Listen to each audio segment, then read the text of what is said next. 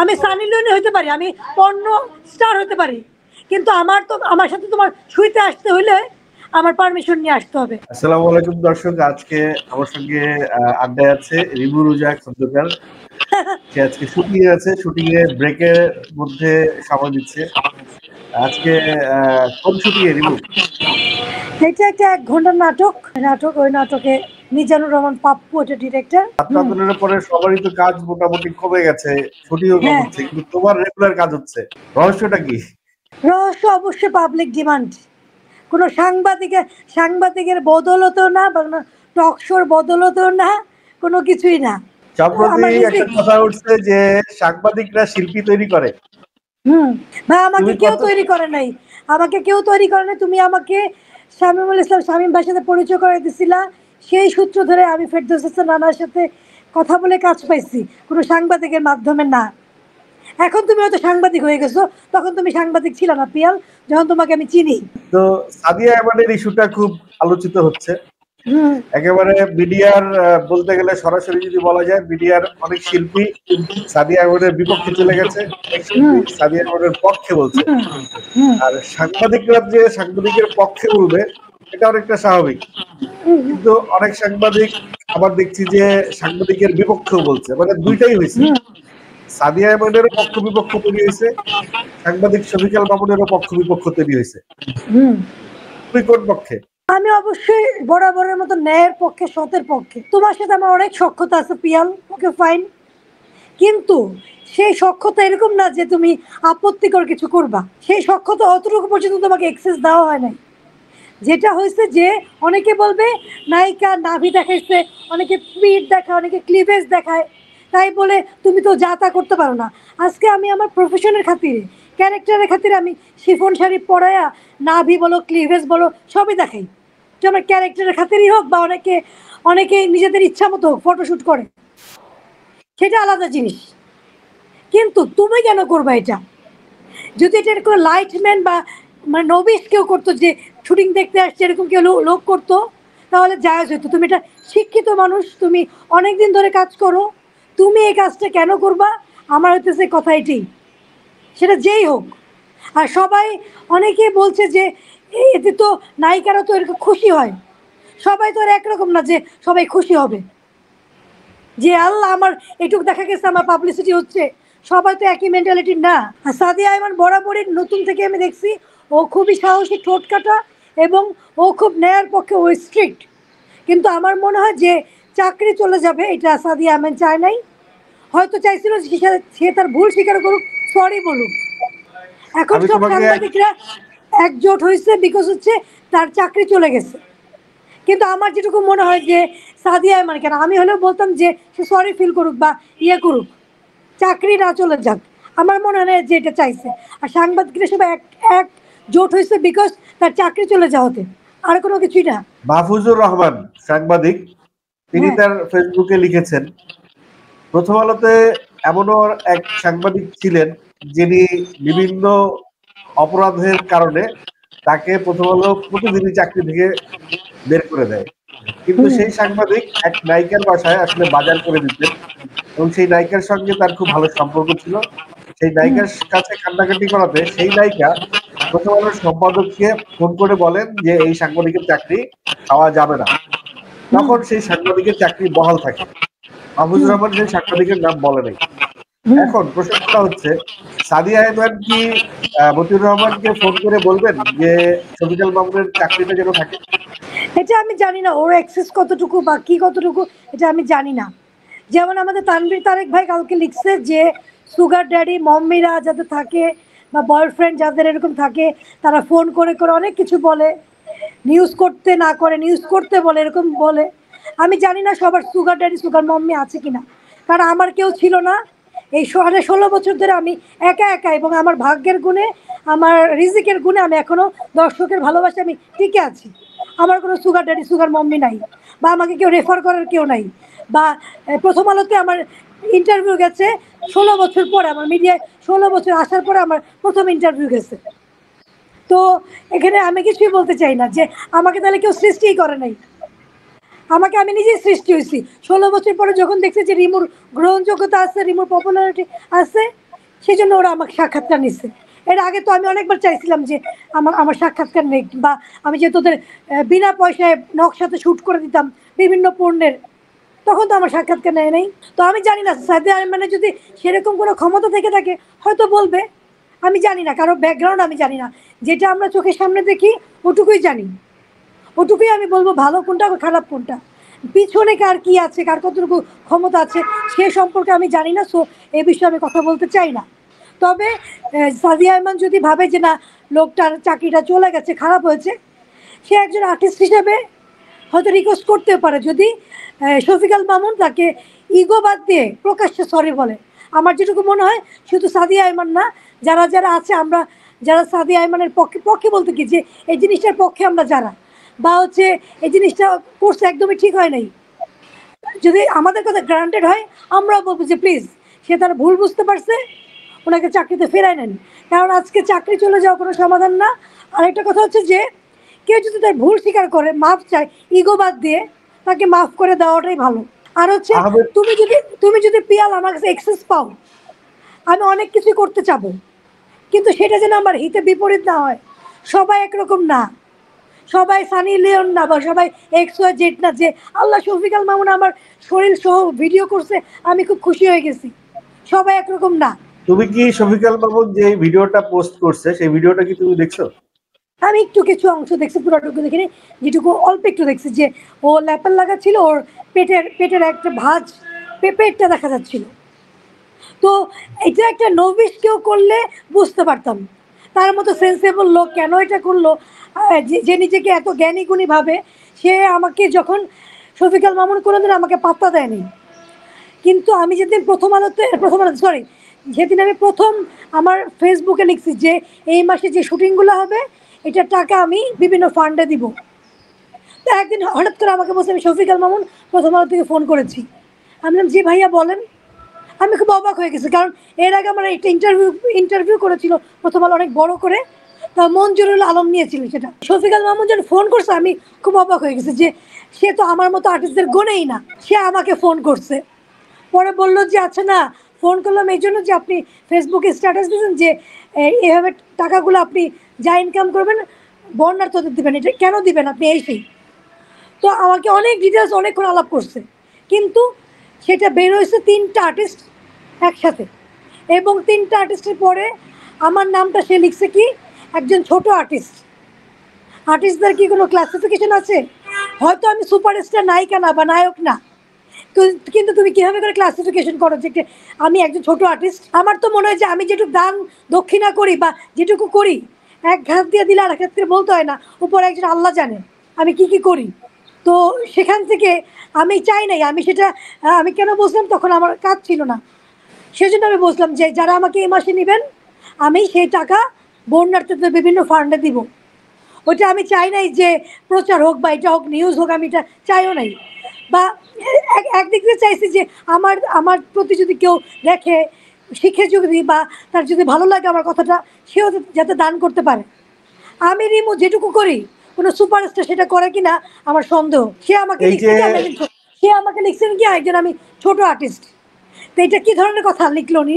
আহমেদ তৌকির একজন সাংবাদিক, উনি একটা ভিডিও পোস্ট করে একটা একটা বিষয় প্রমাণ করতে চাইছিলেন যে এটা অবশ্যই সাদিয়া আইমানের অজ্ঞাতভাবে ভিডিওটা শুট করা হয় নাই, এটা অবশ্যই সাদিয়া আইমান জানে তার ভিডিওটা শুট করা হচ্ছিল।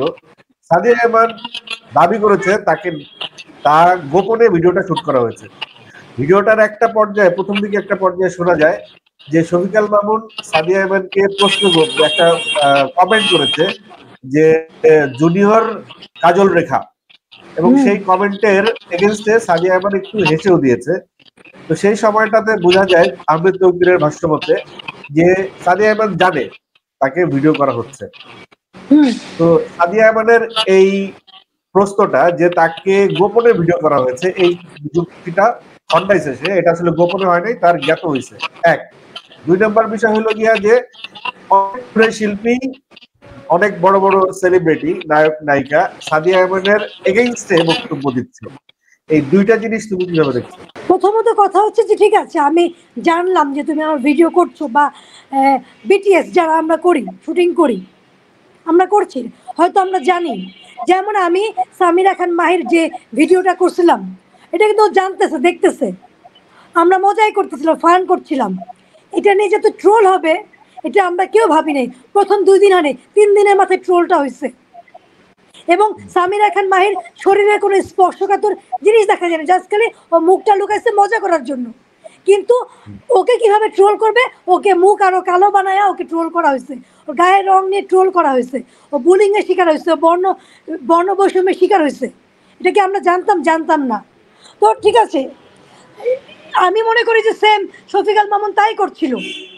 কিন্তু সাদিয়া আইমান যখন ল্যাপেল লাগা ছিল, তার একটা পাশ দেখা যাচ্ছিল পেটের অংশটুকু, সাদিয়া আইমান হয়তো বোঝেও নাই। যখন বোঝে নাই, ঠিক আছে, হইতেই পারে যে বোঝে নাই, কারণ ওটুক তার প্রাইভেট অংশ। অনেকে দেখাতে পছন্দ করে, অনেকে দেখাতে পছন্দ করে না। সাদিয়া আইমানের ভালো নাই লাগতে পারে, সে পছন্দ নাই করতে পারে, সেজন্য সে আপত্তি করছে। এবং আপত্তি করার পরে তারপরেও সে যখন এটা উইথড্র করে নাই বা এটা অনেক মানে ভাইরাল হয়ে গেছে, তখন তার খারাপ লাগছে, বাধ্য হয়ে সে স্ট্যাটাস দিতে বাধ্য হয়েছে। আর আরেকটা কথা হচ্ছে যে যারা বলছে এটা ভালো করে নাই, কেন করছে জানি না, সহকর্মীদের প্রতি সহকর্মীদের ভালোবাসা থাকবেই। সাদিয়া আইমানের সাথে মাত্র 2টা কাজ করছি, তারপরে ওর প্রতি আমি দেখছি যে ও প্রতিবাদী আমার মতোই, আমি যেরকম ও সেরকম মেন্টালিটির মেয়ে। তো যারা ওকে সাপোর্ট করছে না তাদের আমি বলবো যে তারা তো ছাত্ররা মারা গেছে তখনও সাপোর্ট করে না, চুপ করেছিল। আর সাদিয়া আইমান তো তাদের কাছে কোনো ব্যাপারই না, মানুষের রক্ত চলে যাচ্ছে, মানুষের জান চলে যাচ্ছে, তারা চুপ করেছিল। তারা আলো আসবের মতো একটা গ্রুপ করছিল। তো যারা এখন সাদিয়া আইমানের বিপক্ষে কথা বলছে, বিকজ শফিক আল মামুন তাদেরকে স্টার বানাইছে, তাদের কাজের জন্য তাদের শফিক আল মামুনের মতো সাংবাদিক লাগবে, এই জন্য তারা শফিক আল মামুনের পক্ষে কথা বলছে, সাদিয়া আইমানকে যা ইচ্ছা তাই বলতেছে। কিন্তু তাদেরও মনে রাখতে হবে যে সাদিয়া আইমান ওই আর্টিস্টদের মধ্যে না যে কিনা যে হ্যাঁ কেউ সাংবাদিক আমার বিটিএস ছবি তুললো বা আমাকে ক্যান্ডিড ছবি তুললো, সেরকম সে না। আমি সানি লিওনি হইতে পারি, আমি পর্ণ স্টার হতে পারি, কিন্তু আমার সাথে তোমার শুইতে আসতে হইলে আমার পারমিশন নিয়ে আসতে হবে। কথা হচ্ছে এটাই, তোমার সাথে আমার অনেক সখ্যতা, কিন্তু তুমি যে আমার কোনো স্পর্শকাতর জিনিস ভিডিও করতেছো সেটা তো আমি জানি না। সেটা থেকে আমি একটা স্ট্যাটাস কালকে রাত 3:30টার সময় লিখছি যে আমি আমার নিজের জীবন দিয়ে লিখছি। তুমি স্ট্যাটাসটা যদি পড়ো তাহলে দেখবা, ওখানে আমি মাহির কথা লিখছি, বা 5 দিন আগে যেখানে আমি শুটিং করছি ল্যাপেল নিয়ে এরকম হয়, কারণ এর আগে অনেক আর্টিস্টদের ল্যাপেল লাগা ছিল। আমাদের তানজিন তিশার একটা ল্যাপেল লাগা ছিল, একটা মানুষ ভিডিও করছে, যে এটা বেশিরভাগ করে ক্যামেরার লোকজন বা হঠাৎ করে কেউ আসলে লোকজন করে। আমাদের শুটিংয়ে কি হয়, কেউ মেকআপ রুমে যে ল্যাপেলটা দিয়ে আসে না, সেটা যাওয়ার পরে ল্যাপেল দেয়। সবাই তো একরকম না, যে সবাই শরীর দেখাতে পছন্দ করে না, যার কারণে আমাকে পরিচালকের কাছে বকা শুনতে হয়েছে এবং ক্যামেরাম্যান আমাকে বকা শোনাইছে। সবাই তো একরকম না। হ্যাঁ, আমি এখন বিকিনি পরে শুট করতেই পারি, এটা আমার ইচ্ছা, কিন্তু তোমাকে আমি পারমিশন দিই যে তুমি সেই শুটটা করো। একটা পক্ষ বলছে যে সাদিয়া আইমানের উচিত এই বিষয়টা মামলা পর্যন্ত নিয়ে যাওয়া এবং এর একটা দৃষ্টান্তমূলক শাস্তি বিষয় নিশ্চিত করা। এই বিষয়টাকে তুমি কিভাবে দেখো? না, মামলা পর্যন্ত নিয়ে যাওয়ার আসলে সেরকম কিছু হয় নাই। যদি ওই যে ধরলে তাল গাছ, না ধরলে কিছুই না। এখন সাদিয়া আইমান আমি জানি একটা ভালো মেয়ে, আমি যেটুকু বিশ্বাস করি শফিক আল মামুন যদি বলে লাইভে যে বা একটা প্রকাশের যে যা হয়েছে ভুল বোঝাবুঝি হয়েছে, সেখানে এটা মামলা পর্যন্ত যাওয়া ঠিক না। যে মানুষকে যতটুকু হ্যারাসমেন্ট হওয়ার সে হয়েছে, সাদিয়া আইমানও বুলিংয়ের শিকার হয়েছে, কারণ আমাদের মিডিয়ার মেয়েকে সবাই খারাপ ভাবে। আমি রিমোরোজ এখন তখন আমার বিয়ে হয় না, আমি মিডিয়ায় কাজ করি, তো সবাই তো চায় না যে আমার শরীরে একটা বাজে ট্যাগ লাগুক, নোংরা ঘাটলে আর গন্ধ বেরোবে। এটা তো আমি কালকেও শুনছি যে সাংবাদিকরা সাদিয়া আইমানের বিরুদ্ধে মামলা করবে, ওনার চাকরি থেকে বাদ দিয়ে দিছে দেখে। সাদিয়া আইমান তো তাকে চাকরি থেকে বাদ দেয় না, আমার যতটুকু বিশ্বাস। সাদিয়া আইমানের কে আসছে তার পিছনে বা কার হেডম নিয়ে ঘুরেও বা ওর কোনো সুগার ড্যাডি আছে কিনা আমরা জানি না। তো সাদিয়া আইমান তো বলে না যে আমি মামলা করব, সাংবাদিকরাই বলছে। অনেক সাংবাদিক এটাও বলেছে যে তারা সাদিয়া আইমানকে বয়কট করবে, তার সমস্ত সংবাদকে বয়কট করবে। এই ধরনের অনেক সাংবাদিক এই ধরনের কথা বলেছে। এই বিষয়টা কি হয়েছে? বয়কট করলে কি যায় আসবে? নিউজ হবে না, সমস্যা কি? তোমার যদি চাহিদা থাকে আমি রিমু রোজা খন্দকারকে আমার মিডিয়া আসছি 10-12 বছর পরে প্রথম মনে আমার কোনো ইন্টারভিউ কেউ করছে বড় করে যে আমি একজন অভিনেত্রী, বা আমার ফ্যামিলি কি, আমার ব্যাকগ্রাউন্ড কি, আমার বাবা কে ছিল, মা কে ছিল। তো আমি তো ডিরেক্টরদের মাধ্যমে তৈরি হয়েছি, বা আমার অডিয়েন্সের জন্য আমি তৈরি হয়েছি, অডিয়েন্সরা আমাকে চাইছে দেখে। আমি ক্যারেক্টার আর্টিস্ট, আমি এমন কোনো ক্যারেক্টারাইজ করি নাই, করিও। তো ওই সাংবাদিক লিখলেও কিছু যায় আসে না, আমি মনে হয়। কারণ যদি তাই লিখতো, এই ছাত্র আন্দোলনের পক্ষে বা 2018 সালে নিরাপত্তা, যখন সড়ক নিরাপত্তা চায় সেটার পক্ষে আমি কথা বলছিলাম। আমাকে অনেকে বকা থেকে টাকা দিছে, আমাদের শেখ মিলিয়া আবারও সেই টাইমে বকা দিছে। কারণ এই নিরাপত্তা সড়ক চেয়ে আমি এই জন্য চাইছিলাম যে আমার মা একটা অনিরাপত্তা সড়কে মারা গেছে, একটা ট্রাক ব্রেক ফেল করে কেমনি করে একটা গাড়িকে ধাক্কা দেয়, আমার মা মারা গেছে। তখন আমি এই পক্ষে ছিলাম। 2024 এসে আমি কোটা আন্দোলনের পক্ষে আমি এই জন্য ছিলাম, বিকজ আমার বাবা মুক্তিযোদ্ধা ছিলেন, সে কোটা সনদ পায় নাই। আমি কোটাতে ঢাকা ইউনিভার্সিটিতে বা বিসিএস দেওয়ার জন্য আমি পারি নাই।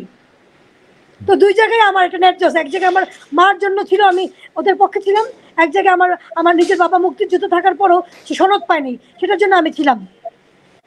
তো কে কি বললো আমার যায় আসে না। আমি যদি ঠিকমতো অ্যাক্টিং করতে পারি, আমার যদি দর্শক থাকে, আমার ডিরেক্টর পরিচালকরা বা প্রযোজকরা যদি আমাকে নেয়, কারোর ক্ষমতা নাই সেখান থেকে আমাকে কেউ বাদ দিয়ে দেওয়ার। আর যদি আমার রিজিক থাকে। এবং আমাদের আড্ডাটা শেষ করবো, শেষ করার আগে তোমাকে একটা প্রশ্ন করতে চাই, সেটা হচ্ছে আমাদের অভিনয় শিল্পী সংঘের সংস্কার চলছে, সংস্কার কমিটির প্রধান তারিক আনাম খান, তুমি একজন অভিনয় শিল্পী হিসেবে কি কি সংস্কার চাও? আমি কোনো সংস্কার চাই না, কারণ তাদের মাধ্যমে কিছু উপকার আমি পেয়েছি। কোনটা? তাহলে উর্মিলার মাধ্যমে পেয়েছি সরাসরি। এই অভিনয় শিল্পী সংঘ আমার এইটা, বিশেষ করে নাসিম ভাইরা আবার রৌনক ভাইরা যখন আসছে, আমি সরাসরি তাদের কাছ থেকে উপকার পাইনি। বা একটা টাইমে আমি তাদের ফোন করেছিলাম যে আমি খুব একটা মানে কান্নাকাটি করছি, সারাতে আমি ঘুমাই নেই। একটা প্রবলেম নিয়ে আমি রৌনক হাসান ভাইকে, নাসিম ভাইকে ফোন করছিলাম, তারা ব্যস্ততা দেখায়া আমার ফোন ইগনোর করে দিচ্ছে। আমি ভাই কোনো সংগঠনের সাথে আমি নাই ভাই, আমি কিচ্ছু চাই না। আমার রিজিক থাকলে আমি এমনি কাজ করব, আমি কোনো সংগঠনের মধ্যে নাই। কারণ সংগঠনের মানুষজন আমাকে শুধু ভোটার হিসেবে এবং চাঁদা দিব সেই হিসাবে দেখে, ওভাবে কোনো মাথায় আমাকে সম্মান দিয়ে কেউ দেখে না। হ্যাঁ, করোনার সময় আমাকে কিছুদিন আমি বাজার পাইছিলাম, সেই সময় আমাদের শহীদুজ্জামান সেলিম ভাই আমাদের প্রেসিডেন্ট ছিলেন, এবং রোজি ভাবি বলাকে আমি পাইছিলাম।